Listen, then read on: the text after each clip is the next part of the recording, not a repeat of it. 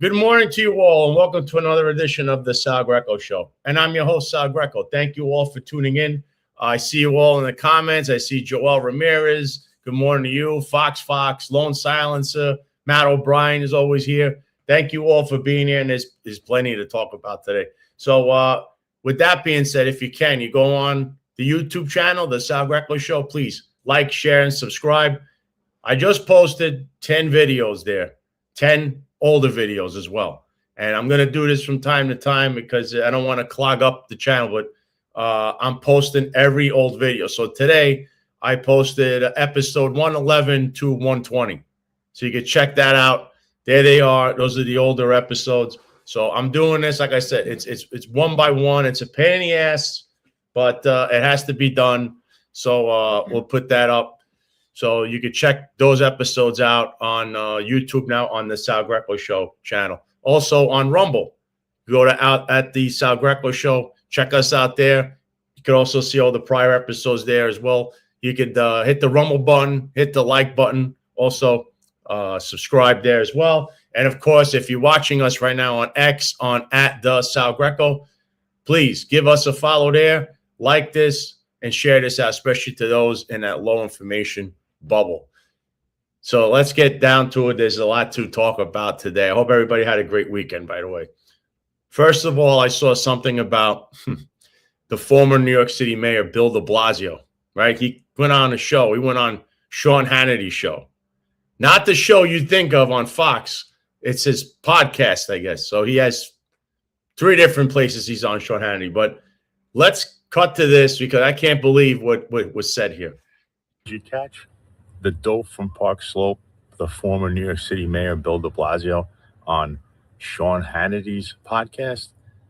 Let's listen to what he had to say. In retrospect, the whole concept of defund the police made no sense. It made sense to say, how can we do better? It made sense to say, hey, and by the way, a lot of cops told me this, a lot of police leaders told me this. We got to do a lot more for young people to give them positive alternatives, because that's good for the police too. That's good for safety too. We're not disagreeing. Right? This is amazing. So far, we're doing good. We're doing good. So defund was a mistake, and I understand where it came from, but it was a mistake. You know, it's very interesting that he mentions defunding the police, because when I was still in the New York City Police Department back in 2020, he was siding with the people that were saying defund the police as the city burned. And the real question to ask Mr. Bill de Blasio would be, hey, Bill, what happened to all that money in Thrive NYC? Because you certainly are having revisionist history trying to be relevant again. So there you have it, folks. I don't know what was going on there with Bill de Blasio saying that stuff. It's funny that he mentions defunding the police, and it was a mistake. Yet, if you remember, he was the co-pilot of that whole movement. And I was there in New York City as a police officer when people were throwing things at me while we're trying to, I guess, guard stores and guard city blocks where there was chaos. And he had no problems with this. None. There he is getting arrested. Right? Here he comes now saying he's going to be some grand savior. Oh, it was wrong. He's just trying to reinvent himself, by the way. And I don't understand why in every show this guy goes on, or everywhere he goes, nobody asks him directly about Thrive NYC. His wife and him, but particularly his wife, took about $1 billion from there. They said it was over 800 million, ends up being like over $1 billion. Where'd that money go? Now, I don't know, Jay Clayton is now in the head of the Southern District of New York. Why is Jay Clayton not looking into that? I know, he left in 2021, Mayor de Blasio, former Mayor de Blasio, but that money's been missing for quite a while. And why is no one being held accountable? So I want to know why no one ever asked him about Thrive NYC. And it's interesting, too, because he's still technically married to his wife, but I don't know. It's very strange arrangement there. But I know that, I guess, the backstory is, 2 spouses technically can't be testifying against each other, even though there's loopholes around that as well. But I guess that's one of the excuses that people have made about it. It's very odd arrangement, but this needs accountability. Why is this $1 billion? Why no one ever asked this guy about this stuff? And where is the Southern District of New York? It's nice. Oh, defund the police. We made a mistake. You didn't make a mistake when you were applauding those savages in the street that were literally burning down New York City and cost about as much as you took in Thrive NYC. It's unbelievable. Guys try to have revisionist history. But next up, this is what I mean while we're going behind the blue wall here. Obviously, during the weekend, there's always new things that pop up and things that I discuss and news. So we call it Friday Fiasco. Here's part one of Friday Fiasco. Mom having an exchange during the committee hearing the other day in New York City Council. Let's watch this little back and forth. What I am reacting to was the chair's characterization of the fact that the parts of the city with with historically high levels of gun violence are not experiencing the same reductions over the past year and a half or year and 3 months. They certainly are leading the way. Commissioner, respectfully, I was just reciting the information on the CompStat, which shows that shooting victims, 35.7% increase. Shooting incidents. Yes, over a record, low year, and I agree with you. I was just reciting information. I like to set records every year, and I intend to do that this year, including in the borough of the Bronx. But I do not appreciate the mischaracterization of the general work of the department when you said in your opening statement that this underserved communities in this city are not experiencing the same reductions that other parts of the city are. In fact, they are leading them, and they are leading them because that is where I have put this department's resources. Councilman Feliz has been made aware that there is some kind of attrition going on in the gun suppression unit, thanks to Chief Kenny, who's the chief of detectives, transferring out numerous detectives out of the gun suppression unit in the Bronx. And that is because he has a personal beef with Inspector Edelman, who runs gun suppression unit, and he doesn't like him. So he's taking cops out of there. And that's what was really underneath that entire exchange. The off-duty shooting that took place in the Bronx, if that was truly over a stolen vehicle, why aren't the perpetrators in custody yet? Why was no one arrested yet? What a Friday fiasco yet again for the NYPD. That was part one. And we're going to get to that off-duty shooting because there was a lot of information I put out there. But the first part, where you see the gun suppression unit being empty there in the Bronx, just so you know, Councilman Feliz is well aware of the very information that I unveiled in that video. So going into that entire exchange, which, you know, I don't understand how they let the soccer mom sit there and almost, you know, belittle and try to, you know, you kind of saw how she is, which I've shown on the show before. At the end of CompStat, you know, at CompStat, how she says, you know, I don't tolerate your BS. I don't tolerate that. And you kind of see her tone change because she doesn't like to be asked any questions. Remember, you know, she's the soccer mom. Nobody asks her anything. She's worth $10 billion. Who are you to judge or question her? So that going back and forth, where they were kept talking about guns and gun violence in the Bronx and guns is because of what I just said. I was stating that the gun suppression unit has been depleted. And the reason they're depleting it is because of a personal beef between Chief Kenny and Inspector Edelman.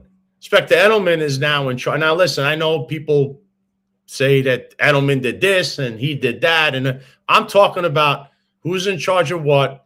And now we're going to look at it from a public safety look. We're not looking at it as I'm a former cop. I'm inside the NYPD.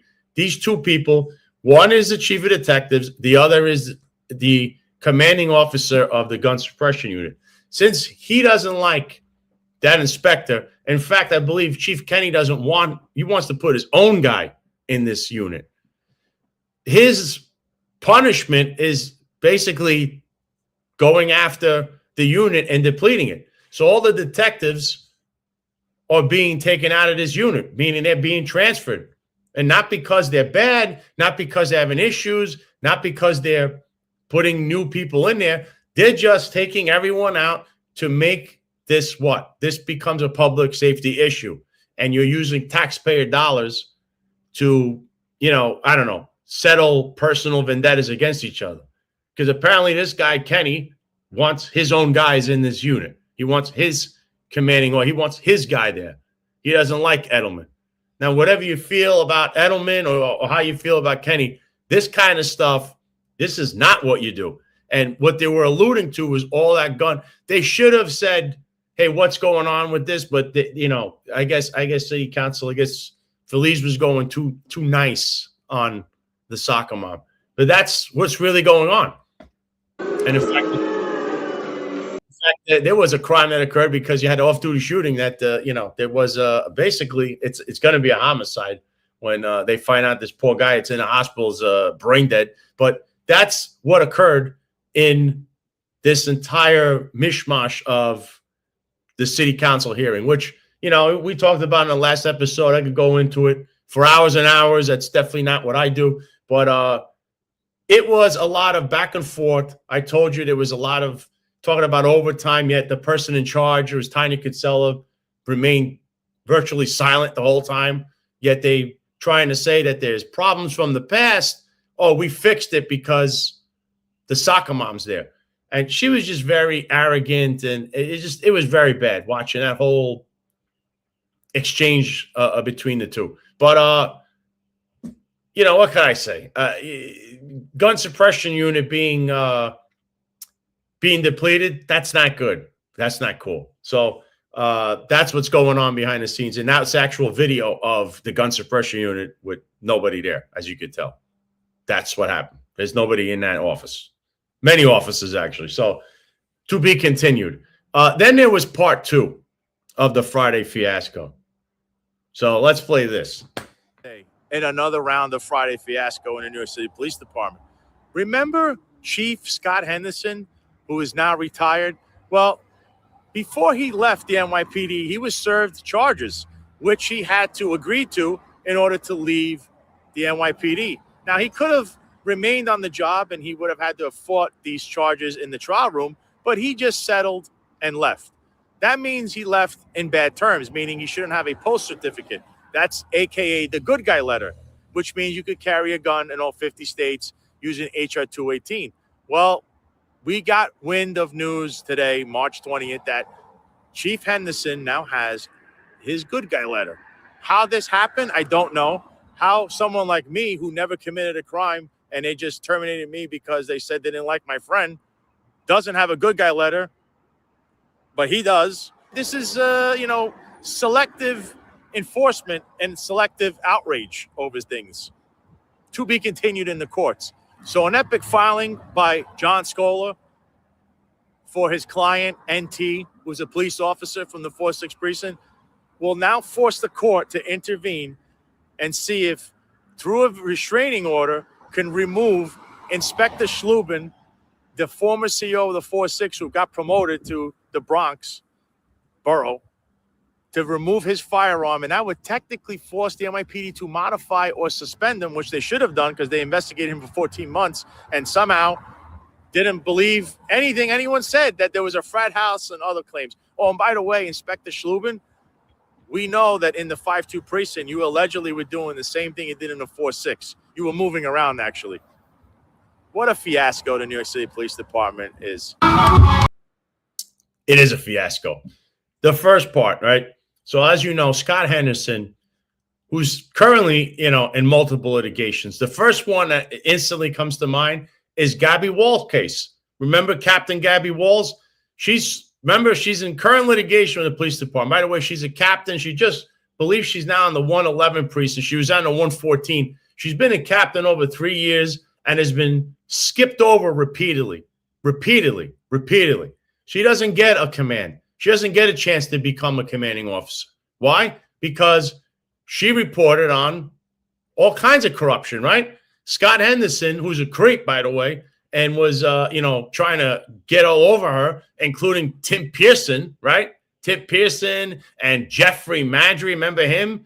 That's his boy, Scott Henderson. They have stalled her career. And then there's another case. Detective Smith. If you remember, Eric Sanders is representing her. And there's a case where she was allowed to stay home and work from home because she was caring for a sick mother. And that was all approved by Scott Henderson. But then there's a whole investigation with that.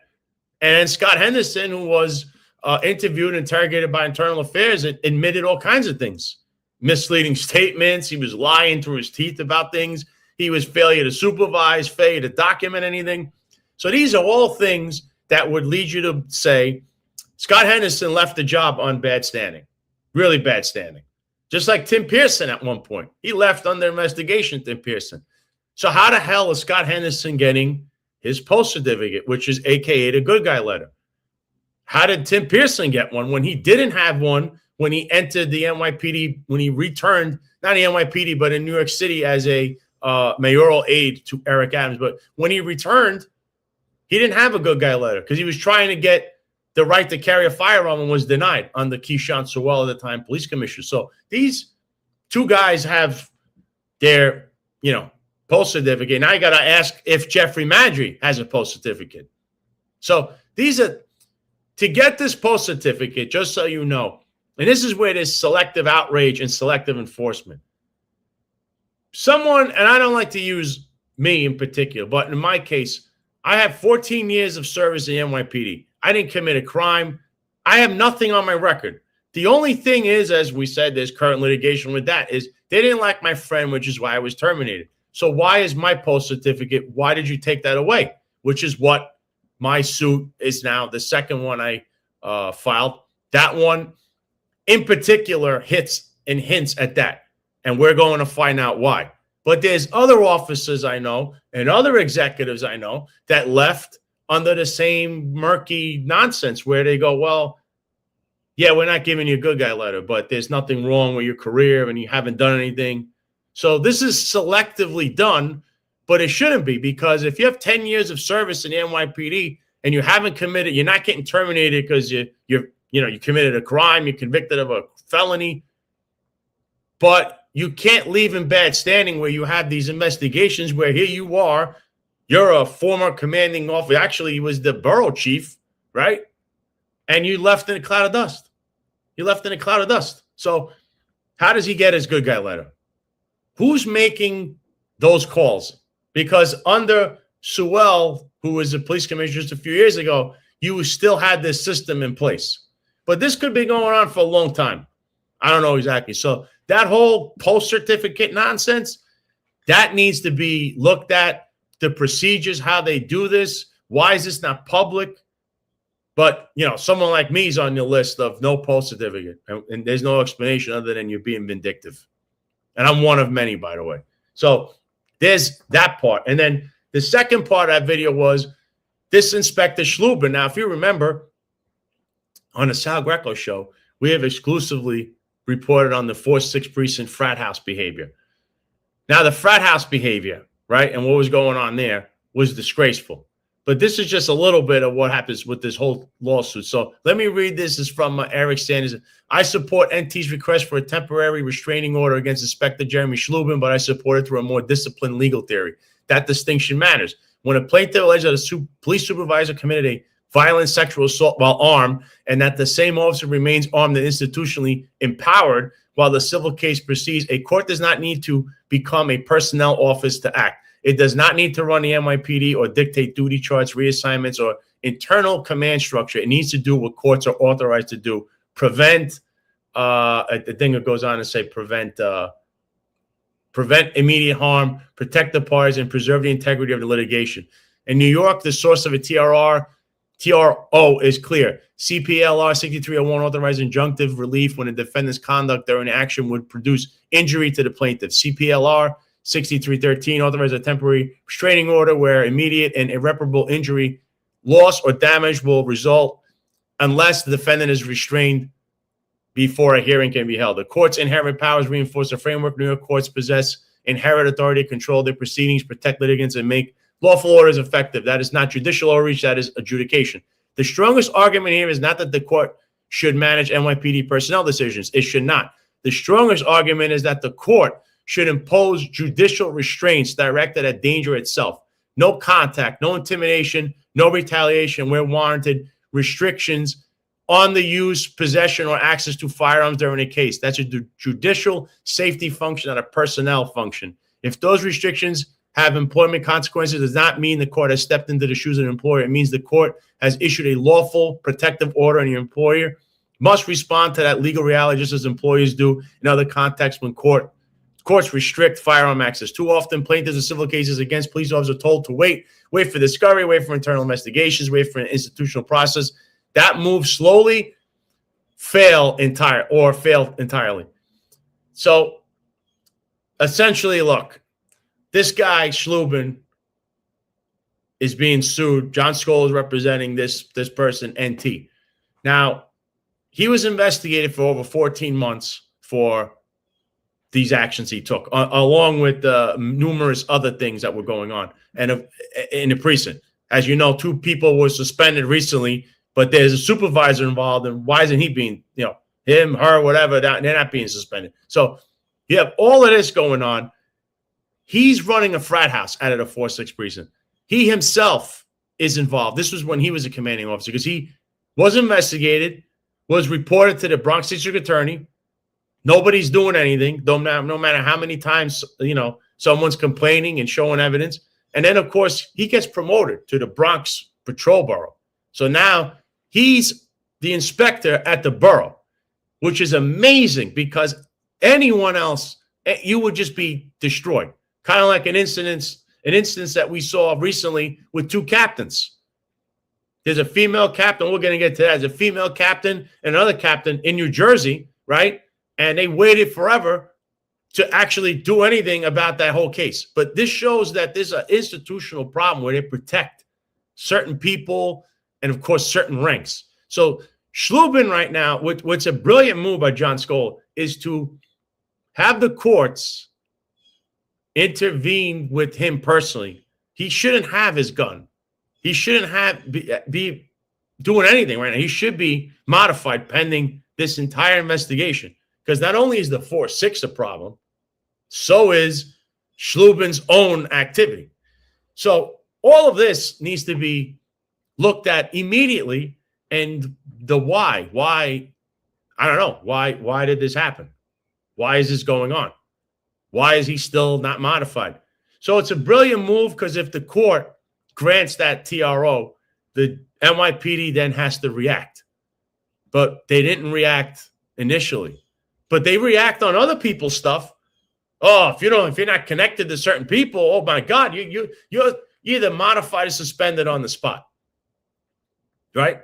Lone silencer. The dirtier they seem to be, the better position they end up being within the department. Proof it is rotten from top to bottom. It is. This reeks. This stinks. And the reason I was reading what Eric Sanders wrote is it's brilliantly written legally what you would expect and what not to expect, and why this really matters. It's pretty good filing by John Skoll. I actually messaged John Skoll and we were talking about this. I'm going to try to have John back on the show to talk about this whole case and how this entire situation is unraveling. But I hope the court grants that TRO because this guy, there's so much on him and the whole precinct as a whole. I don't know why he's not modified or was suspended or transferred, and not transferred where he's failing upwards, transferred where he's put in charge of a broom closet until they find out what he knows, what he did, and what was going on underneath him. So the 4-6 precinct scandal continues. The frat house continues underneath the soccer mom. So now let's get to the main part here. This is the off-duty shooting in the Bronx. These were exclusive details, so let's play this. So there was an off-duty incident that occurred in the New York City Police Department this week involving an Officer Baez in the Bronx. The story originally had stated that he followed a stolen car, went up to the car, and was shooting at someone who we were being told may have stolen the car. Of course, there have been no arrests made. Now, that's not the real story. So according to sources, Mr. Baez was following a vehicle off-duty, but he may have been a little tipsy. On top of that, the vehicle he was following allegedly belonged to his girlfriend. The person that was driving the vehicle, that's the person that had some kind of relationship, we'll say, with Officer Baez's girlfriend. That is why he was following the vehicle. Now, when he got to the vehicle, the person that he was taking a shot at happened to be the passenger, which was a friend of the driver. The driver is the one that was involved with his girlfriend, allegedly. So that Officer Baez make the assumption that the passenger was the person involved with his girlfriend, because this is now a domestic incident. Obviously, this wasn't a grand theft auto. This was an attempted murder. And why is this being investigated when we knew this on site? He should be indicted as we speak. It's very unfortunate, but that's the skinny. And you'll hear more about this on the next episode of the Sal Greco Show. This is quite disturbing, right? So you initially heard that this was a stolen car, that he was following a stolen car, and now you're finding out the truth. And may I add, if the car was stolen, then why was no one arrested on scene? But now you know why. You're learning that this off-duty incident had more to do with some kind of domestic issue. So what had happened here is that this individual that was driving the vehicle is the person that was involved, we'll just say, I don't know, romantically with this Officer Baez's girlfriend, right? So when he sees the vehicle actually belongs to Officer Baez's girlfriend. So, and he sees 2 or 3 people, whatever it is, in the car. Now, when he approaches this vehicle and he then fires away at whoever was in the back, that was in the back of the vehicle, that person is not the person that's involved with his girlfriend. So you got a lot of things here to look at. Number one, he goes there and he has his firearm on him. That's not good, because that's going to show there's some kind of intent for something. Whether it's you're trying to take, I don't know what kind of off-duty action you're going to take. Or, and the other part is, he clearly doesn't know who's doing what, because you basically shot the wrong guy, right? That was, if he was taking the car. So there's this part. And the other part is that this guy is now, essentially on life support, brain dead, in a hospital. And the police department is going to be stuck paying his bill, by the way. I mean, they're going to be, this is just like Hugh Tram, who a couple of years ago, if you remember, shot at someone in a vehicle in New Jersey because he worked for Tariq Shepard and Kaz Daughtry at the time in his special little unit where he was taking videos. And guy had less than 2 years on, had all kinds of emotional problems. Yet he was put in his position, shot somebody, and left them a quadriplegic for the rest of their life. Now he's in jail. He got convicted, and the job is going to have to, NYPD is going to have to pay for a lot of damages there. And it's going to be the same scenario. And yet this happened in the Bronx. So you could have just called the precinct. I don't understand what the case was here. I mean, you see here, lone silence says Baez failed one of the top lessons as a man. No, let's just say cat is worth catching a case for us. That's it's really not. Eddie West says, Sal, what up, brother? Hope all is well. Shout out to you, Eddie. It's been a while. I haven't seen you in the chat, but that's basically the real skinny on what happened in that off-duty incident. Although a lot of people ran with the stolen. I was told that he was following a stolen car, but that's actually not the truth. Obviously, there's no charges for that. So without any further ado, I had person coming up to the screen. He actually wrote an article about this, so he'll tell you a little bit more.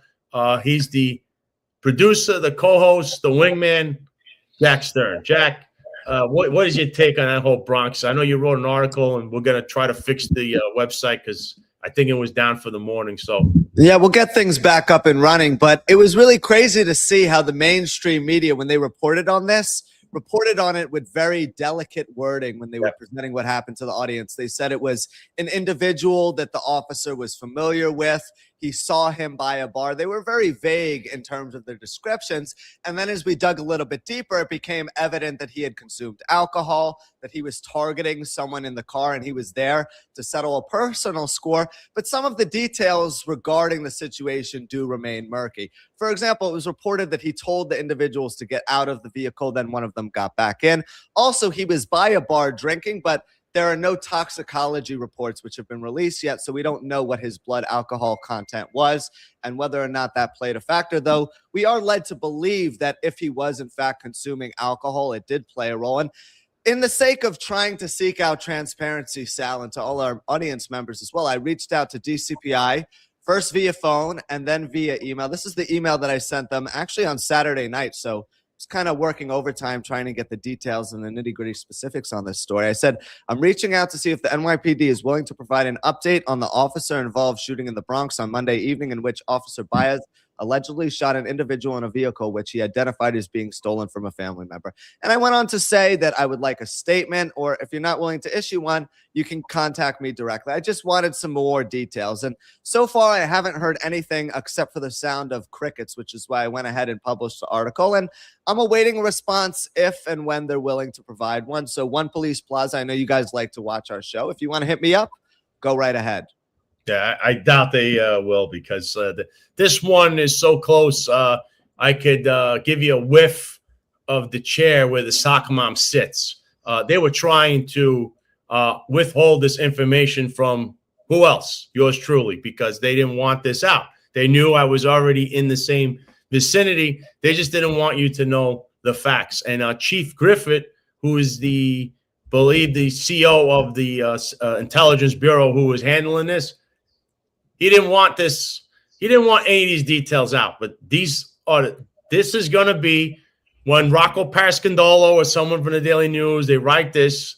Maybe, they'll credit us, but we came out with this first. And you wrote this. It was up on salgreco.com.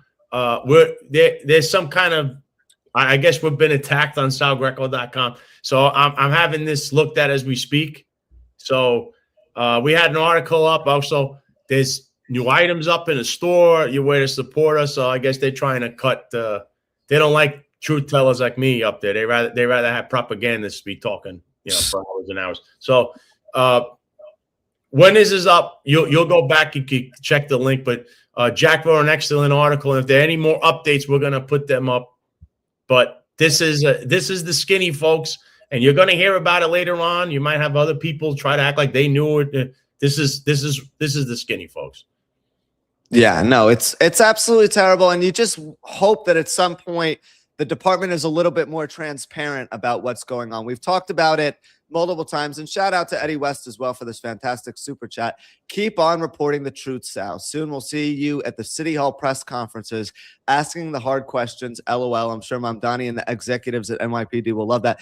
Eddie West, we've actually done better than that. We've asked a lot of these people to come on our show, and they haven't responded in many cases. I extended an invite to Oswald Felice, who you saw at that city council hearing exchange, and that invite is still open. We would love to have him come on to expand on his exchange with Commissioner Tisch, but it's time that the people in City Hall are held accountable for everything that's going on, because in addition to not handing out the right judgments, they're not being transparent with the citizens, and that poses a major public safety risk when you consider a lot of these men and women are now allowed back onto the street with guns and badges despite having very questionable work histories. Not everyone who's stopped by these people is going to have the wherewithal to look and do the deep dive in terms of what their background looks like, but it's still not a good look for the department. It puts them in a legally liable space too.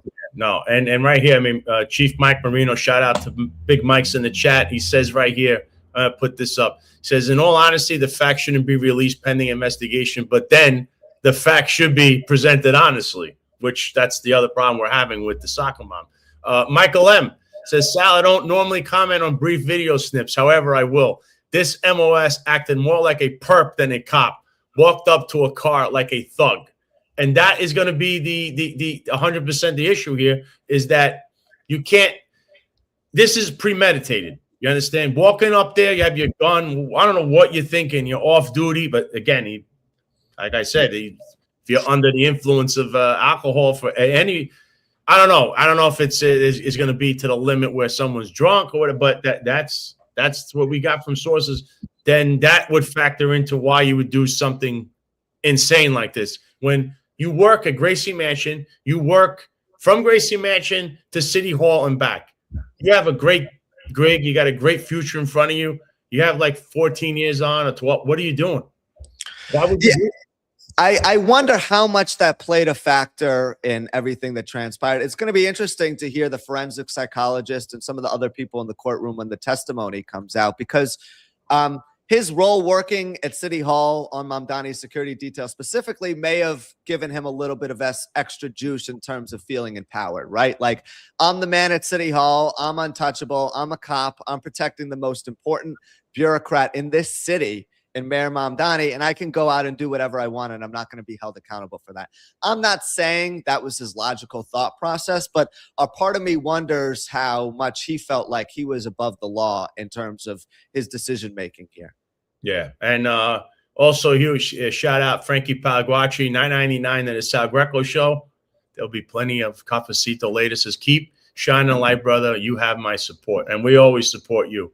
And I do. I understand Chief Marino's his outlook on this, because you don't normally release facts of a kid, but the thing is he should have been arrested on site. There is no, you already know there is what stolen car, and you went there, you're off duty, and you shoot the wrong guys.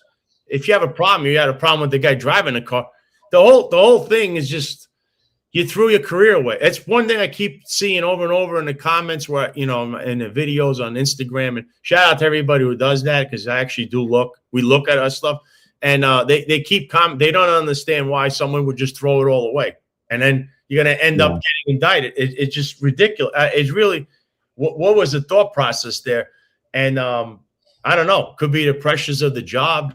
It could be the pressures of what's going on around them. Could be the emotion involved, having a girlfriend cheating on him and wanting to go blame someone for it, even though it takes two to tango. It's not my role to go in and say, who's guilty here. I don't know the specifics of what happened, but Michael Marino brings up a good point, saying he's kind of young. Sometimes as cops, we tend to be a bit stupid. You're right, Michael, and I'm saying this even as someone who never put on the uniform and never was a cop. That's all understood, but there's boundaries and limitations with everything in life. And if you go chase someone down off duty to settle a personal score with your own company issued gun, and then you end up shooting someone, leaving them brain dead when they didn't even commit a crime, that's crossing over the line. You want to say someone got a little too violent when they tackled a perp. Maybe they punched him a little bit too hard. They got a black eye, whatever. They went over the line, tactically speaking. They get a CCRB complaint. They're docked 10 vacation days. I think everyone learns a lesson, Sal, from that experience, as much as I have gripes with the CCRB. I think there's disciplinary procedures that allow officers to understand that there's consequences for the actions. But here, this guy just crossed the line. And if you're going to go out and do something like this, you should not be a police officer to begin with. And this is just yet another sad event in a string of continuous sad events. I mean, look at what happened with Tiffany Howell from the chief of department's office, killing someone in a DWI. And then you have another cop shooting someone, leaving them brain dead. Folks, we're not supposed to have cops off duty going out into the street and killing people. It's just not right. It's not morally sound. And we need to do something to improve the culture within this department, because it can't continue. It can't. Yeah, I mean, here, Lone Sands, this case is bad. I don't think even the cronies at the NYPD can help him fall forward on this one. I don't think so either, but he was originally modified and not suspended until a day later, even though they knew the facts, right there on you're going to know the facts within like an hour of what's going on here. So, I mean, Mike Marino says, I would need to hear his side. I can't give an opinion what his thought process was, but that being said, it doesn't look great. Yeah, we'll hear his side when he gets in the courtroom, but for the time being, we have to let the evidence get gathered. Right here, PBE 777. Sal, it's a small amount, but this behavior isn't unprecedented in NYPD. I've seen it in my entire life. You know what it is, though? There's never been any kind of like a spotlight on it, like we could do now. You understand? Like, this is happening now because we've been throwing a spotlight on anything that, like, so just so you know, I know for a fact Chief Howell, and I think we have it up. I mean, not Chief Howell. Sergeant Howell is her department trial hearing is going to be, I believe, in a couple of days, if I'm not mistaken. I believe I sent that to you, Jack. She's gonna be at One Police Plaza in the trial room. I believe it's this coming week. I have it. Yeah, I'm on it right now. I'm looking it up because that hearing. I mean, obviously, people are pretty upset over that whole incident. She's gonna. Here it is. I have it here. So she's gonna be at 10 o'clock. She's gonna be there on March 26th and March 27th for that DWI. And what's also interesting is on the 31st, former Lieutenant, now Sergeant Trevlin Haley, who has a whole nother case which involves this frat house behavior, and she's a bully, and she's going for AEO violation policy on March 31st, 2026. So there's a lot going on there, but this is it really is. I mean, look, this is like a train, like it's come off the tracks out of nowhere. Like, it's just all these little things, and it adds up because remember, these are people that are put in these positions to succeed. This officer, where was he? Intelligence Bureau, great gig, City Hall.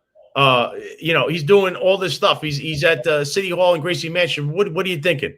Trevlin Haley, who went back to One Police Plaza after she had complaints in another precinct involving, browbeating and doing things to females, and then she gets in trouble again at One Police Plaza. Now she's facing the charges again. It's like, when do you it's like a problem, and I don't know. It's definitely an institutional problem. Yeah, and it is, and it has to do with alcohol too, because both of these incidents allegedly involved alcohol. You have chiefs. Well, she has to rein this in, right, Jack? You're the police commissioner, don't you think? I have to rein this in. That little display that she gave the other day at City Council, her little arrogant. That's not what's really going on. No, she doesn't have a grip on anything. She hated when she's getting questioned. She hated it, but yet, where's the solutions? She says crime is down. No, it's not. You mean reported crime. You mean the crimes you actually want to take reports for, because there's a ton that you don't, and you browbeat people and you all kinds of stuff, and you changing the fudging the numbers through your little minions, and then you promote the minions even though they shouldn't be promoted. And all the city council is doing, asking a regular question, but don't ask her because she has the whole media and everyone else. Not to be too conspiratorial here. We can have a longer discussion about this the other day, but I just want to make this point here. It was odd to me that Oswald Feliz spent so much time during that back and forth talking to her about school safety agents and youth crime and other things. Why was he not asking her more questions about the internal issues within the department? We always talk about this concept, and there's a show on our website that we're selling that talks about this as well. Social engineering. Yes. How much was Tish potentially in it with Feliz when it came to the Q&A? How much preparation did she get beforehand?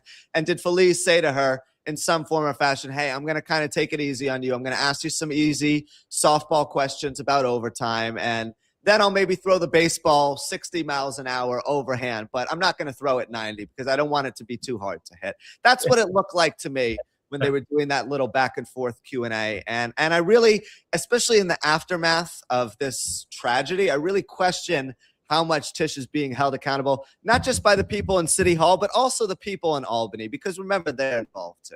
Yeah. Like Governor Kathy Hochul, remember, whose whole political career was funded by Terry Pagula, who's an NFL owner who was good friends with Steve Tisch. Come on now. Let's start connecting the dots within the social ecosystem here and start really coming to our own conclusions, 100%. And actually, this weekend, there was also another incident that, well, they were just rehashing it. So I don't know if you could show this on the screen, but what happened there with their two captains. There was a whole thing with two captains. There was a video that actually played the body camera footage from New Jersey in this incident. And these two captains, I don't know, I guess they were out on a date or something out there. And this guy decided to like just pound on the female captain. And she ended up having bags. I remember when this happened. It's right here. Captain, video shows female NYPD captain punching male captain inside elevator NYPD headquarters. He choked her 4 months before, and of course the police did nothing. Phew. Wow. Nothing. Wow. And if you watch the video itself, it looks like she's kind of like mugging for the camera here, or if not mugging, like pointing, saying, "Watch out, there's a camera right there." Isn't that what it looks like? Yeah. If you see the video, you'll see that. But if you scroll down, it actually mentions their names and everything that occurred here. Because this captain got charged, the other captain. But it took forever to do it. It took forever to do it. And he assaults her, and he also did it on other occasions. And they took text. I mean, the pictures of her face are disgraceful. And here, I mean, Eric says it here. I see here. Both are married. He's in jail. Sora, that's her name. Lost her command. That's the female's name. It's like, but what? They did not take action immediately. The New Jersey cops that were involved in it are currently being looked at for their own corruption as we speak in New Jersey, because they were on the scene. And whether she wants to do anything about it or not, you see that she's clearly beat up, right? Why wouldn't she step in? You're a cop. You don't just go on someone's story. You have to, if you see something like that, right? They're in the car. You have to see the video is bad. And yet then the police department, she interviewed to become the commanding officer, I believe, of the 9-0. She interviewed with two black eyes. You don't think someone there would say, hey, what happened here? What's going on? And I know this is the revelation that pisses me off the most, because this kind of speaks to the Joe Cop allegiance that takes place between departments. The New Jersey's Attorney General and Passaic County Prosecutor's Office fought for 3 years to keep the video and related court records from the case secret. The Freelance News won release of the video and the records in a precedent-setting appeals court decision in February. So in other words, imagine if there was a domestic violence case in a precinct, and that's not about socioeconomic status either, because the NYPD has investigated quite a number of domestic violence incidents involving billionaires in New York City too, right? So like they're all over that in a lot of cases. They're all over it if it's a poor person, but yet when it's one of their own, it seems like the rules are altered a little bit. And then you start to wonder, okay, what calls were made? Because there's a hierarchy chain of command that works here. So you wonder if someone from the NYPD called the prosecutor's office, if they contacted the attorney general. There's a lot of favoritism at play, which makes it that much more unfair. I'm sorry, it's just the case for us law-abiding citizens who are not going out and doing these things. We follow the rules of society like everyday people, and the people who are upholding the law on the streets with guns and badges need to do the same too. Yeah, I mean, here, PBE 777 says, Sal, want to bet those two captains were involved at some point? Seems like a couple's argument. Yes, that's true. But at the same time, then it becomes a domestic issue. This captain, the other, clearly they weren't modified or nothing. Nothing happened. There were other people that knew about the incident. The pictures are even worse. Terrible. She interviewed for a position as a commanding officer with two black eyes, and nobody decided to do anything. It's so bizarre.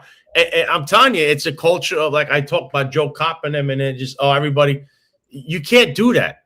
Like this person was getting annihilated, whether it's role playing or whatever, got out of the car and beat her up. This is like just pure savagery. These are two executives.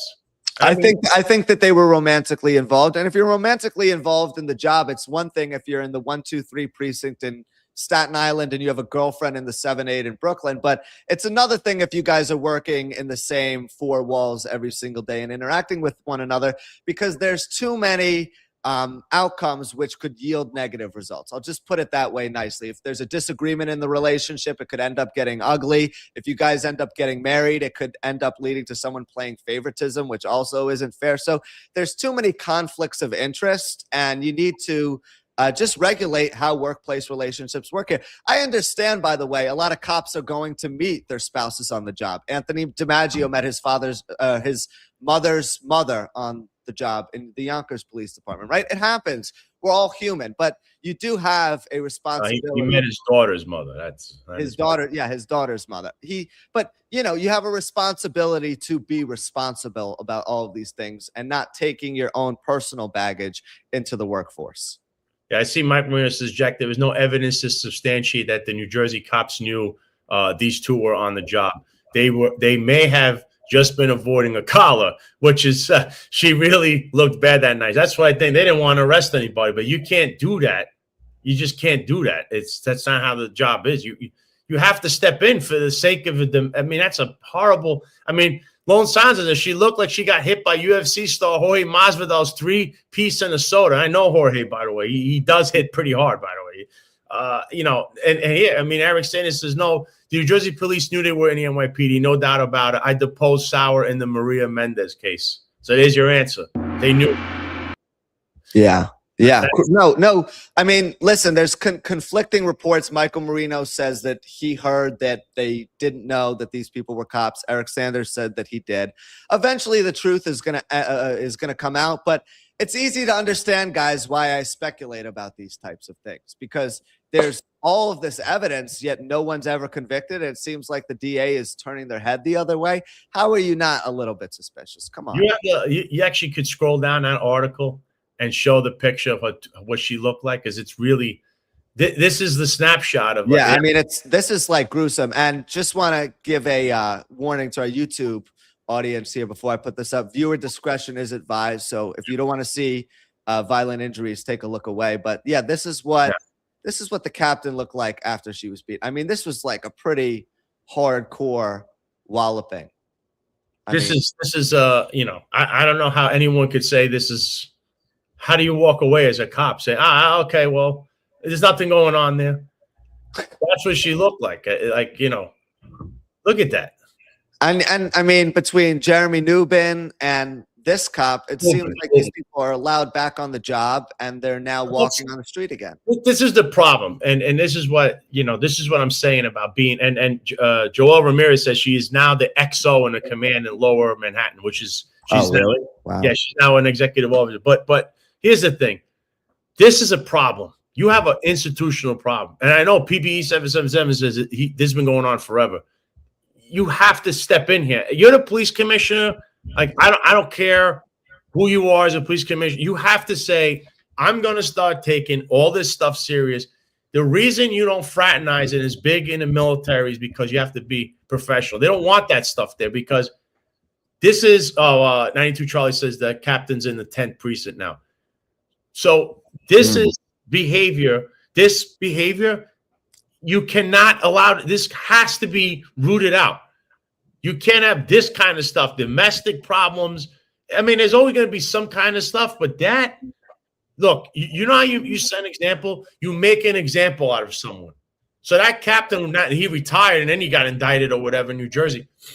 You have to immediately, that guy with a history like that, he's done.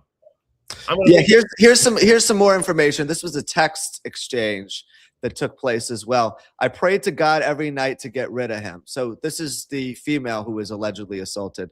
December 9th through 10th, New Jersey cops didn't call NYPD. Against protocol, I thought I was saved that night, but they didn't. He threatened me.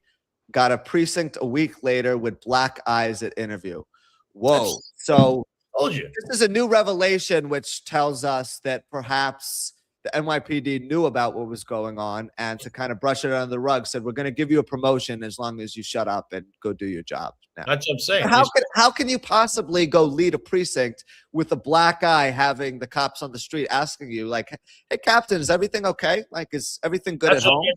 What happened? You're getting beat up. And I don't know if they're also role-playing or whatever, but at the same time, It's inappropriate. Let's Look, just call it what it is. You are in charge of the police department. There's other executives. Someone has to say, what's going on here? We're going to have to step in. Nobody wanted to step in is your problem. That's what seems to be the issue. No one wants to be the bigger person in the room. I mean, Special Hagen says there's no way charges weren't pressed. This is horrible. They won't say anything until it's too late when she's dead. That's the route they were going there. I mean, PB77 says she looks almost as bad as Rihanna did after her incident with Chris Brown. Wow, I'm really against hitting women. Hit a man instead, tough guy. No, seriously too. I mean, what type of man hits a woman? I mean, if you're in a life-threatening situation where someone has a knife, perhaps we can make one-time exceptions if someone has a gun. But under normal circumstances, guys, hopefully you had fathers who raised you properly. Mike Marino said, I believe he got sentenced to 3 years. And Eric Sanders is saying he's in jail for kidnapping and insulting another woman. What a stand-up guy. You have his name. Get it? On that is his name. I forgot his name. It begins with an N, this captain. Just so you can look. When people looking this guy up, he's got a history of this stuff. This wasn't the first incident. And the problem is, why was this job? Why are you not taking things serious in the NYPD? Why? There he is, Marashilian. That's his name.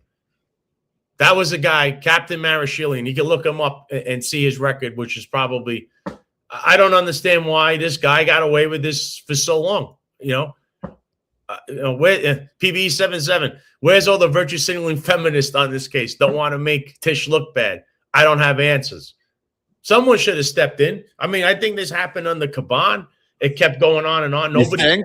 I think we know it happened under Caban. I mean, and look, you can say what you want. I know this captain, she has her own, they say things that she's involved in or around too, because I guess she likes to go out and party or whatever, but nobody should be getting beat up daily by some maniac, and you got to work with him too.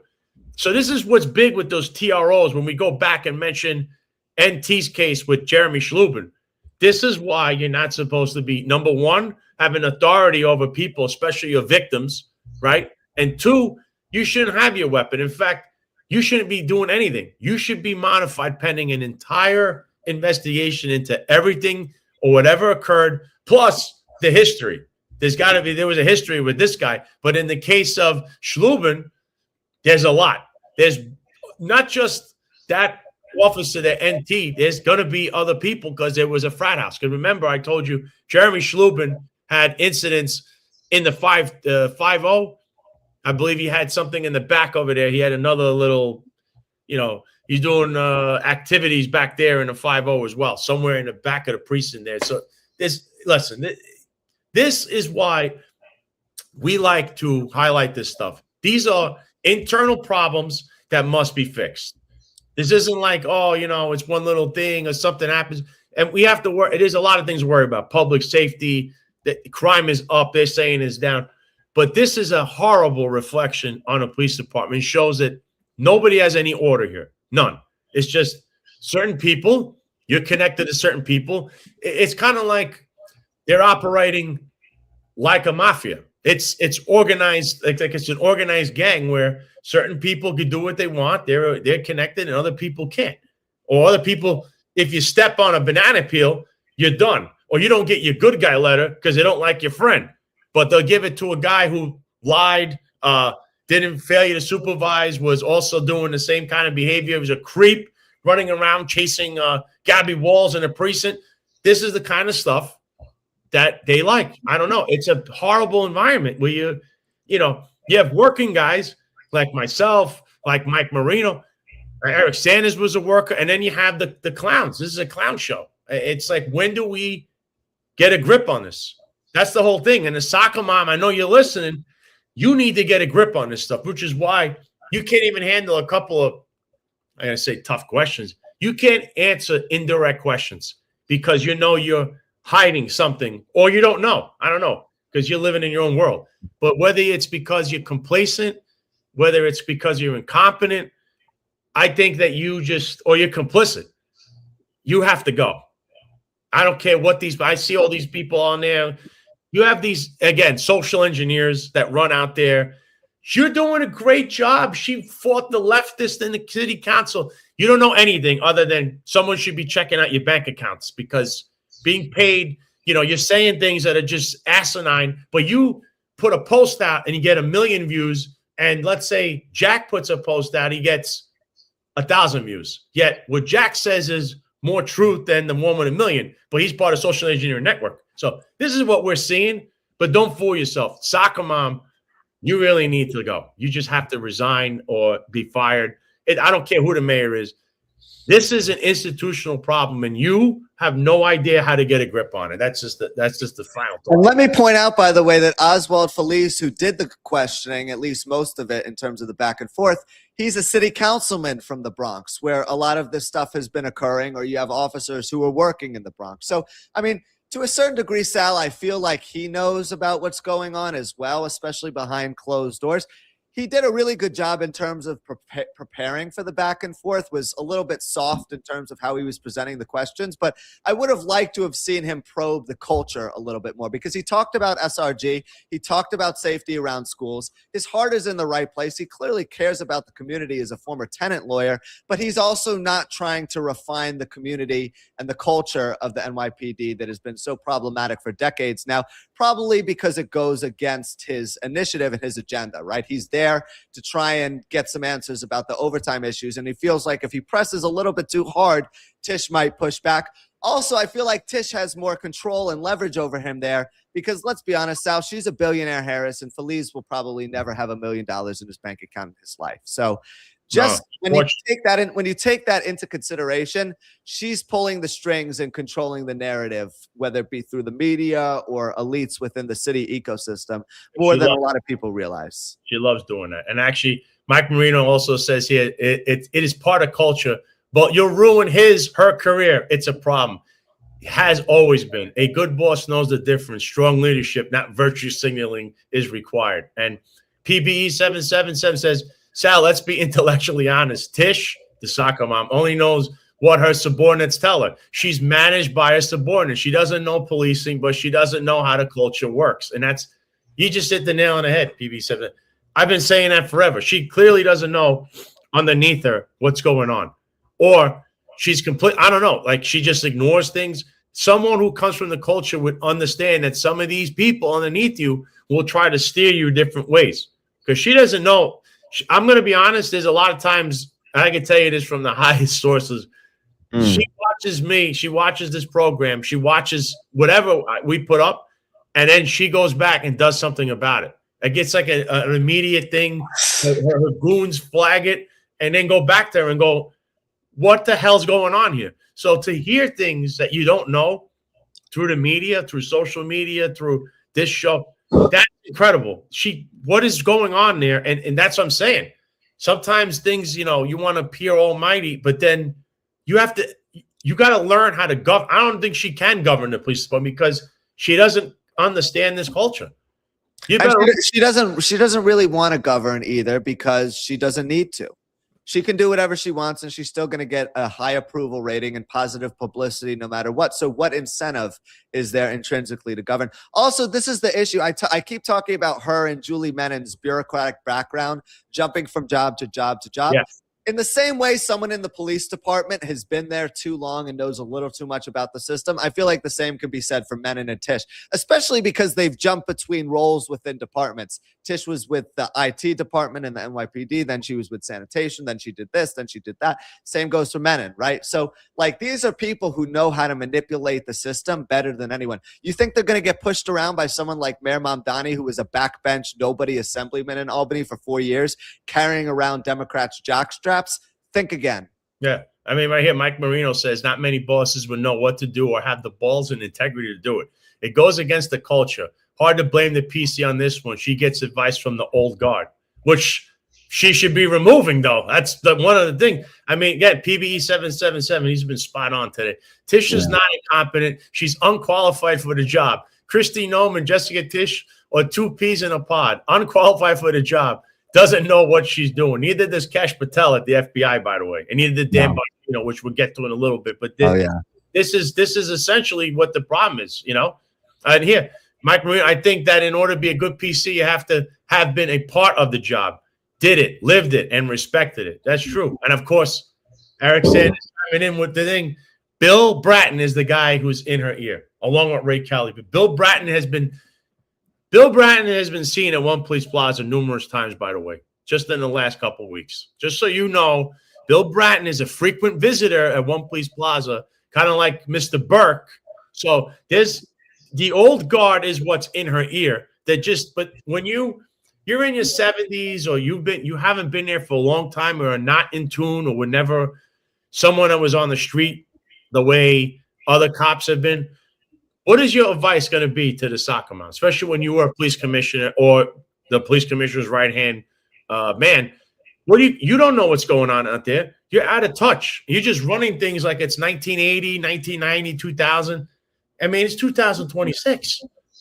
You got to get with the program. Mike Marino says here, the people advising are not in the job anymore. Exactly. Bill Bratton's not on the job. Bill Burke isn't on the job, right? Brian Burke, I think his name is. But Burke, I mean, he was a commissioner. He was a right-hand man for Kelly and them. What are you doing?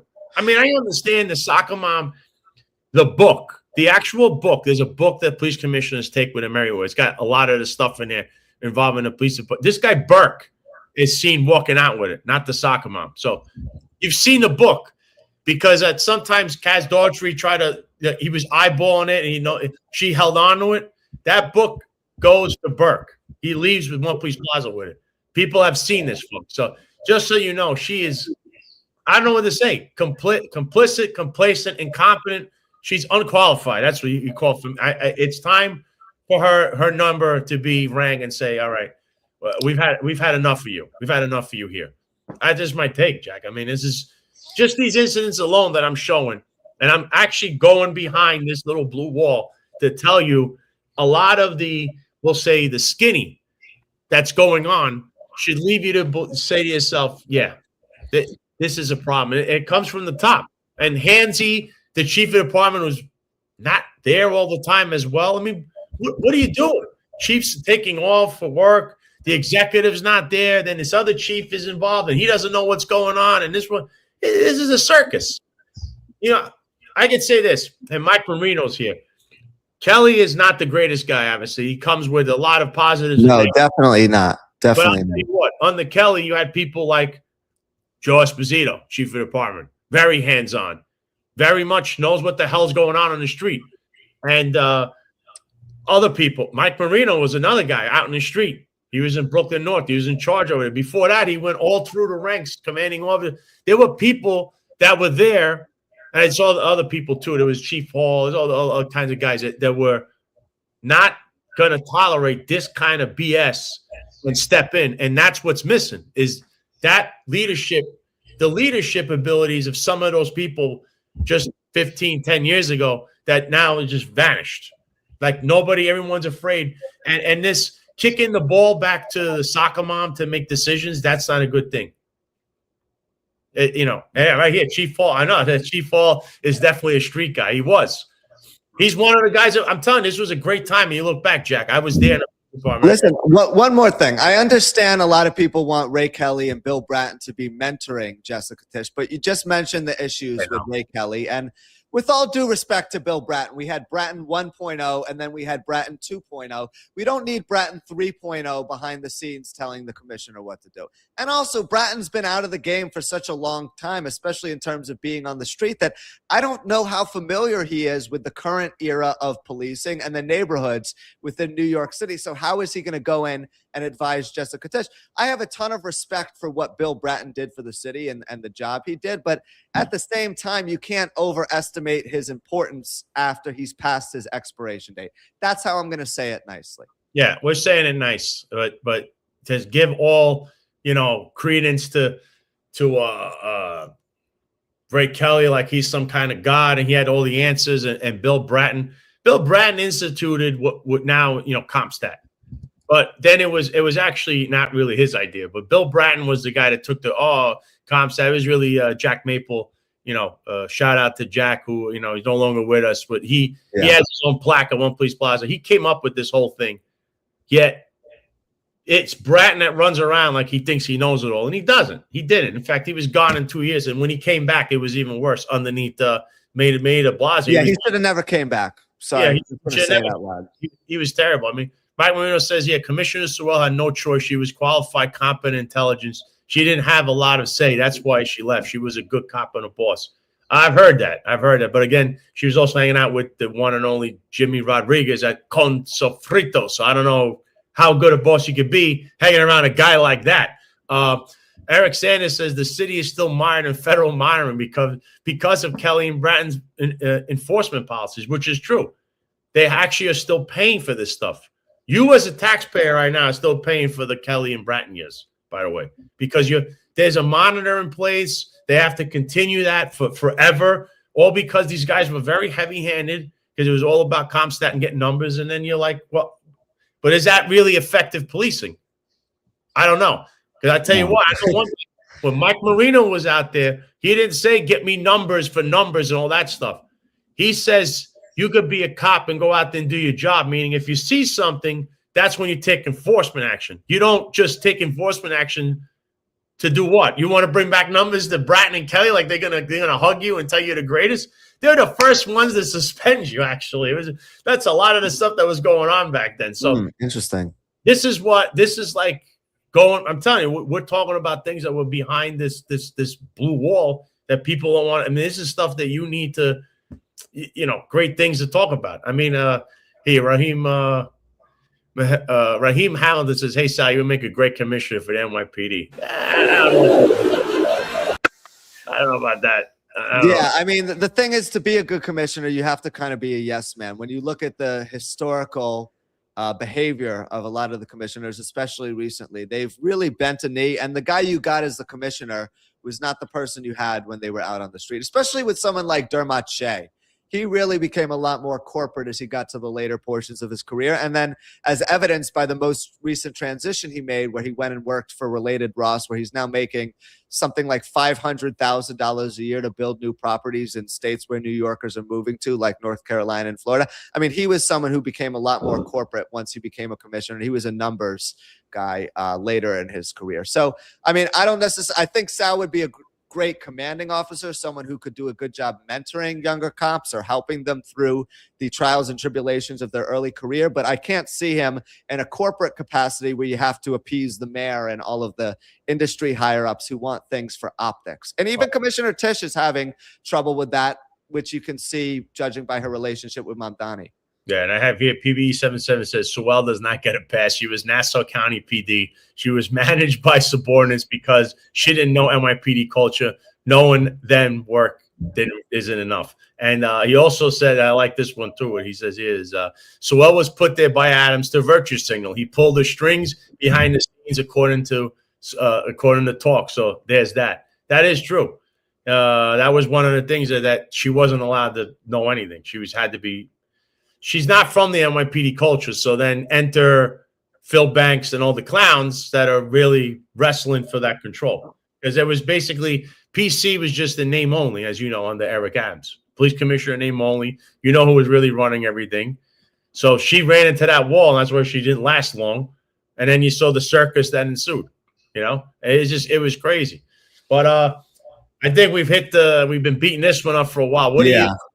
I know there's a few things you want to get to, and I did see Mamdani's wife with those posts, but I did write an article about that on Substack. So what do you got? What else we got on the map? Yeah, well, we just mentioned Dan Bongino, so I think we should get to him. And we're also staying on the topic of unruly law enforcement executives, right? Bongino obviously talked a big game about how Joe Biden mismanaged the FBI, and then the minute he was put in control, he runs away like a scared dog after 9 months, and he didn't do anything, right? He didn't release the Epstein files. He didn't stand up to the president. He didn't advocate for any transparency. He didn't investigate his kids who have made $4 billion off of his presidency while the rest of us Americans struggle. So, yeah, I mean, he's someone who had a really unmemorable tenure in Washington, yet when he was confronted at a gala he was at recently, he seemed to get rather defensive. Let's take a look at what happens. How did you put your name? You're a pedophile protector. A pedophile protector. Pedophile protector.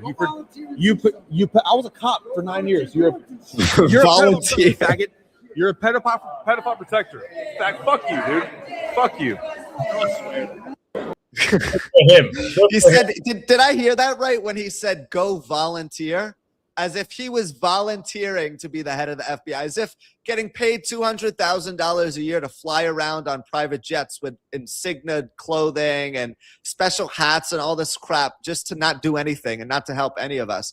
As if that was a volunteer job that you weren't getting paid for. As if you weren't parlaying that into getting back into your podcasting network at a higher pay rate and negotiating various business deals while you were still in office, which, by the way, is a conflict of interest. Yeah, shut the hell up, dude. I'm trying to be nice in how I'm presenting this, but you're being called a pedophile protector for good reason because you didn't release the Epstein files as you promised for 3 years you would do when you were criticizing Joe Biden. But, you know, don't act like we're peasants when we call you out for your nonsense. Yeah, I tell you that Bongino, like I said, that guy was never a real, FBI director of anything. He got there because of patronage, Mr. MAGA, Mr. Trump could do no wrong. So he hired him there. And the thing is he came from Secret Service, which is not the FBI. He was in NYPD for a cup of coffee. Nobody even knows what the hell he did in the NYPD. He was there so short, So it's like, all right, well, what is going on here? He screamed about Epstein. He made a boatload of money, just so everybody here understands. He made a lot of money on his show talking about Epstein. I have source. I have this, I have that. Then he gets, there's nothing there. There's no there. He's on a show with the other clown, with Kash Patel, another unqualified guy for that job.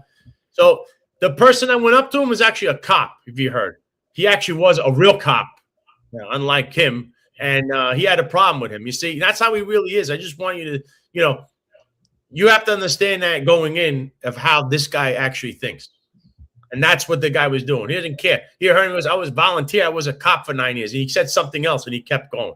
He's a Was Bongino was he at the NYPD long enough to have a cup of coffee made in the coffee machine while he was waiting for it to finish pouring? I mean, seriously, he was with the department for 2 years. I don't even think he got off probation.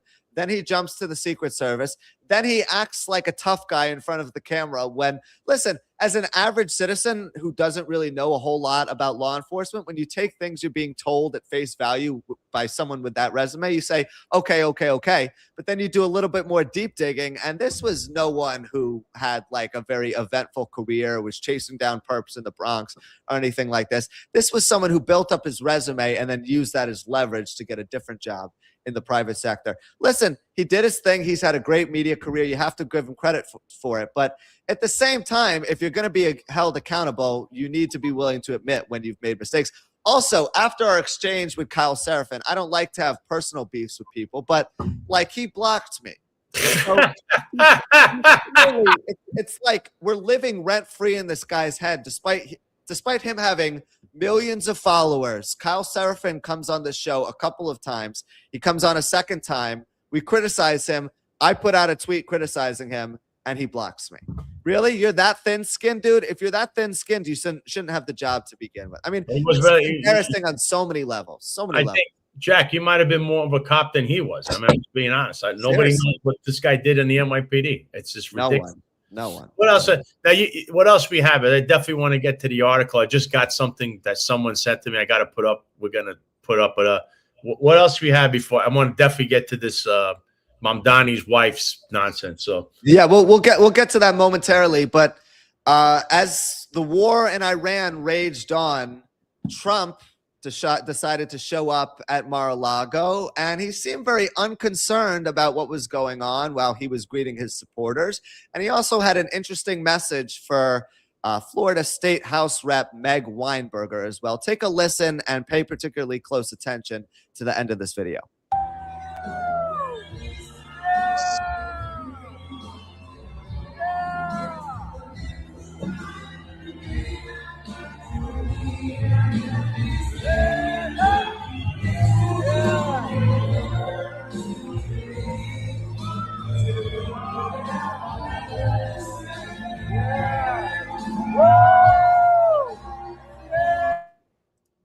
I can't play that. We can't. I think the music is a problem. Yeah, we're having some technical difficulties here with StreamYard. But the gist of what happened is at the very end of the video, you guys can go watch it on X. I'll post it later. Meg Weinberg, our state house rep from South Florida, goes up to him and says, I can't wait to have the governor do a press conference here at Mar-a-Lago about the renaming of Palm Beach International Airport to Donald J. Trump International Airport, as if there's not more important things happening in the world. And I'm really getting sick and tired of all these people like crawling up Trump's ass to try and get close to him, to try and get his approval, while neglecting their constituents and like doing everything to show their allegiance to Trump, but doing nothing to show their allegiance to the people of their own county. Can you believe that? Not even their own state. They don't even care about the people of the county. Palm Beach County was very split in the 2024 election. A lot of people voted for Kamala Harris. I don't agree with her. I didn't think she was a good candidate. I voted for the president, all that stuff. But at the same time, you are elected into office to represent everyone, not to throw crazy bills through the state Senate that would increase auto insurance rates for all of the people in your county while renaming airports and roads after the president. What does that do for the people of this area? Seriously. I agree. I don't know. I don't know what he's doing. And why is he constantly running away to South Florida when a war is going on? That's the other question I have. And apparently while he was at Mar-a-Lago, I didn't catch a video of this, he also announced that he's going to be in Miami either next weekend or that weekend after that. Like, dude, you have a job in Washington that you're being paid to do. Like, have you forgotten about that? Yeah, I mean, look, this presidency has taken all kinds of twists and turns, so I would expect more twists and turns to occur with this, you know. So to be continued with that. But what can I say? I don't think they should name the airport without any kind of approval from the constituents in the county. But I mean, I'm telling you, in Florida, he's very popular. He's very popular down there. So I would think they're going to change PB, the PB. Yeah, at this point, I don't think Meg Weinberger is loyal enough to the president until she starts naming rooms in her house after his children. You have to have the Barron Trump living room, the Kai Trump bedroom. She has to show more to prove her loyalty here. I don't think she's loyal enough. The Donald, or is it a Donald? The Don Jr. bathroom, the Melania bathtub. She has to start naming rooms in her house after members of the Trump family. I'm not convinced she's loyal enough. Yeah. Anyway, I rest my case. But yeah, so we'll see what else happens. But now this thing with the mayor, right? The mayor's that's the next to last thing. Yeah, we'll get to that in a second. But you put up an article on Substack about Rama Dawaji, right here, Mayor Mamdani's wife, the first lady of New York City. And, you know, Dawaji's an interesting case because she hasn't really said anything in the public eye, has a very shy personality. She is a visual artist, so she's helped Mamdani behind the scenes with some of his graphic design stuff. That's been well documented. But some of her old controversial tweets, which spoke derogatorily about gay people and Jewish people, two communities that Mamdani has tried to curl up to, especially when there were allegations that he was against the Jewish community. There are questions raised about this because we all know that Mamdani needed the LGBTQA community to win the electorate vote in New York City because it's a large portion of the population. He created this new special office despite having a $5.4 billion budget deficit. But just like a lot of other things with his phoniness, now I'm questioning how authentic he was in his messaging. Did he really care about the LGBTQA community, or did he just put his arm around them because he knew he needed their vote? And listen, we all make mistakes, Sal. We all say things we don't mean. I'm not holding it against him or even his wife. But if you're going to be involved and associated with people who make controversial remarks or have a checkered past, at least address it. At least come out and say, hey, my wife made a mistake years ago in a fleeting moment of frustration. She said something she doesn't mean, and she's deeply apologetic about it. And the same goes for the email exchange, which showed his mom mentioned in a correspondence involving Jeffrey Epstein, saying that he was at a premiere for one of his movies the night before. You have to address those things. Saying nothing is way, way worse than publicly coming out admitting that you were wrong. That's just 2 cents. If you read the article, I mentioned a few things. I said, listen, as the mayor, this is a crisis here because he has to address this. Number one, look, when your spouse, like these kind of problems with you and your spouse is running around saying crazy things, that will affect your leadership ability because they're going to look at you saying, what's going on here? You need to rein her in or you got to put an end to this. And I go back and look at in 2000, Rudy Giuliani was the mayor, and I believe in Vanity Fair, it came out that, him and his wife were having marital issues and eventually got divorced. And it was over Dana Hanover, his second wife. But at that time, New Yorkers were asking whether he could be a leader or not because that whole thing was going on. He was giving interviews about what happened. And like I said, Vanity Fair. So you have that issue. You also have other issues where, there's tensions in the, I'll say in the Israeli community, the Jewish community, absolutely, and Muslim community. Okay, and he's Muslim, and it's not coming from me, but there's many detractors out there that continue to use his faith, which is, look, the guy goes and drinks. He's been in the story. He openly admitted to smoking weed on the debate stage, which is not an issue because weed is legal in New York City, but it is problematic because you question how religious he actually is. Yeah, that's a problem. But to turn this into a religious war, whatever you want to call it, like that's what a lot of these, and there's social engineers behind that too. But the Jewish population in New York City and the Muslim population, which your Muslim population is going to probably go right past the Jewish population very shortly. It's actually agreed. It's climbing and climbing and climbing. So they're trying to make this into, because what his wife said was, it does look anti-Semitic. It sounds like it. Incredibly. She's not commented on it. She's also sympathizing with Palestinian terrorists and stuff. So, you have a whole community too that you are now the mayor. You govern over both communities. You cannot have that going on. You have to address this at some point. And not saying anything makes it worse because silence extends this over. It just gets worse. So and he has problems. What, the police department, this department of whatever he put now he wants to put the civilians out there. Let's pump the brakes there, and we'll get into this more as we get more information about it too. But it's an Office of Community Safety, which is supposed to eventually become a Department of Community Safety. The Department of Community Safety would cost an estimated $1 billion when there's a $5.4 billion budget deficit, which is simply not financially feasible. And the Office of Community Safety is simply a reshuffling of the deck and a reallocating of resources where they're going to move various mental health services into this office. So all they're doing is recalibrating. And at his press conference, I often criticize the New York City media, but I'm going to give them some credit here because they were very critical of Mamdani in pointing out that, hey, we don't really have any specifics in terms of what his Office of Community Safety is going to entail. We know it involves more social workers. We know it involves Renita Francois, who was part of Bill de Blasio's administration, another retread, but we don't really know what it's going to do. So, that's another problem with his Office of Community Safety. And it's just not, again, something that fits within the current budget. And it's gotten pretty much no support. Notice that Governor Hochul and Julie Menon didn't even attend that press conference. So that's them quietly saying, in the political world, you have to pick your words carefully, but that's them quietly saying, we're not going along with this. Yeah, but the point with that is he wants to do all these things. And here's the thing. The people in the end, the people in New York City, they don't judge a book by its cover, but they will judge you on the actions of your spouse or whatever. Because I also contrast, if Melania Trump had said something like this, what would happen?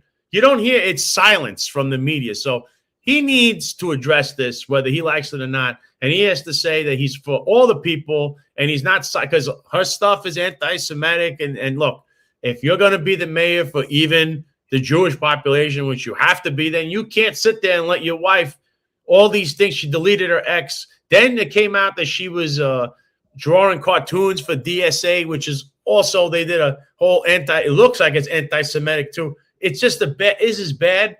And he has to get ahead of this. If you're going to govern efficiently, that's the key. You can't have, your spouse running out there doing these crazy things. It's a reflection on you. And the people, like I said, they don't judge a book by its cover, but they can judge you by whatever the actions are of your spouse. So you got to get a grip, Mr. Mayor. You got a lot of problems. You don't need your wife being one. That should be one that you don't even think about. But again, there's a lot of question marks there. And his silence is deafening.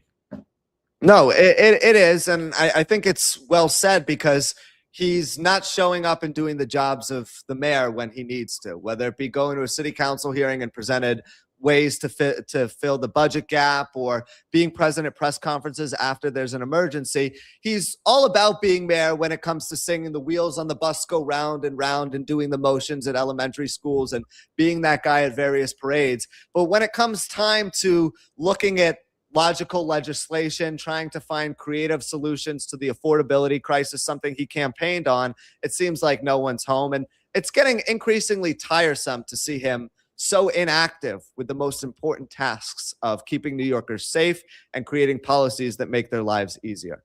Yeah. And now to the main event. I guess the last thing I want to talk about, other than if you want to bring up sports or whatever, but right here is this. I just got sent this from Anthony Williams, and you can follow him on X, Anthony Williams, Anthony News TV.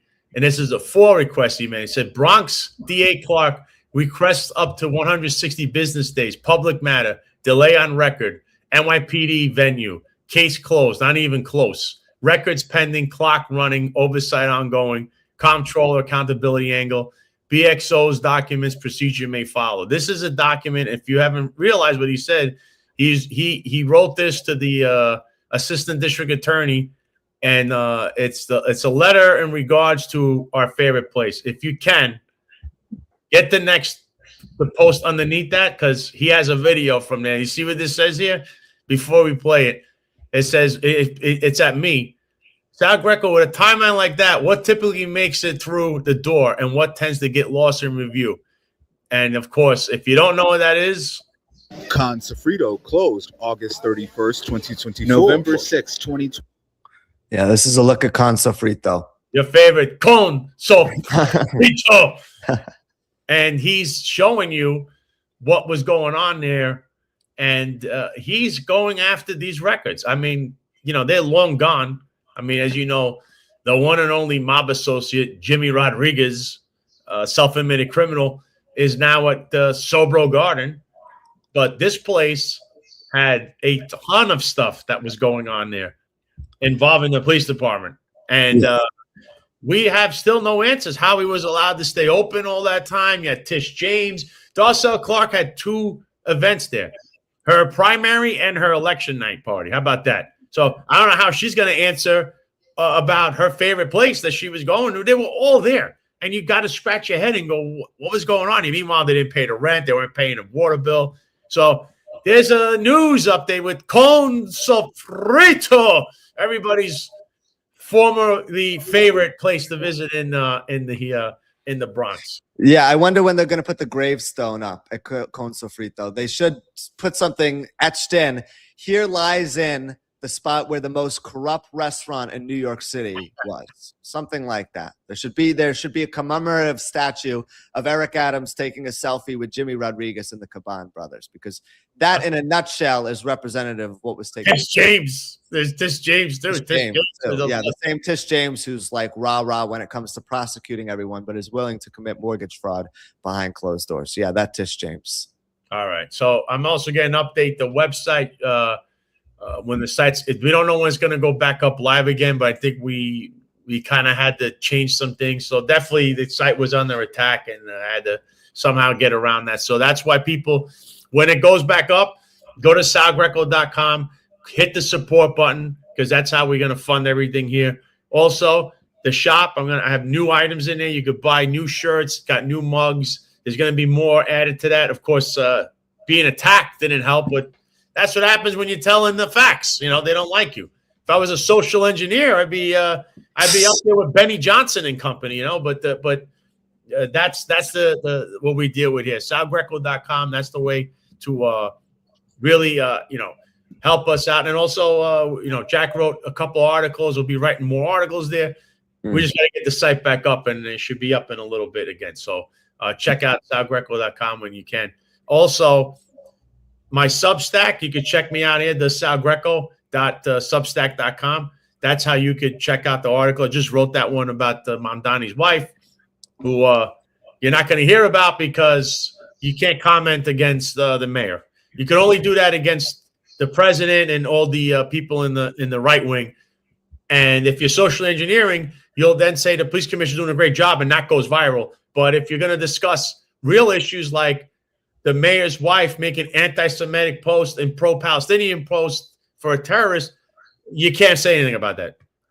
I mean, PBE77 says, any news on Ingrid Martin? No, I don't know. That case was still pending, right? It's still ongoing from the last. Yeah, it is still ongoing. And to answer that question in a more sophisticated manner, I don't expect to hear anything about Ingrid Martin anytime soon. The Eric Adams cronies are kind of trying to keep a low profile and hide right now, as evidenced by the TMZ video that we showed of Adams himself in California last weekend. One more thing before we take a bow and exit stage right for the day. We'd like to extend our deepest condolences to the 2 pilots who were killed in the Air Canada Express crash on the runway at LaGuardia Airport. And a big shout out to, I know that we've talked about a lot of the mismanagement within the NYPD, but a huge shout out to the men and women of ESU who were on scene at that event too. They did a fantastic job getting everyone off the plane safely. I even just read a report that there was a flight attendant trapped in a seat that they were able to get out. So really just a terrible series of events. The plane